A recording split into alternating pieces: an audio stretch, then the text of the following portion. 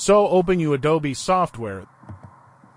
This is a landscape video which I want to convert it into portrait for short.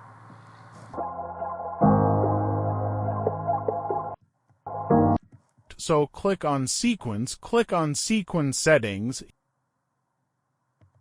Here you can see I don't have an option in frame size to change the level of horizontal and vertical, which we usually change of shorts, so for its solution click on the editing mode on the top. Scroll up and click on Custom.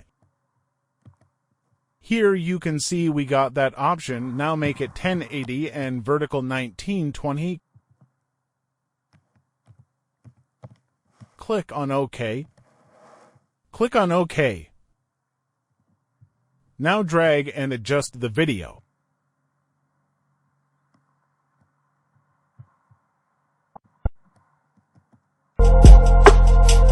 Focus on the target point of the video.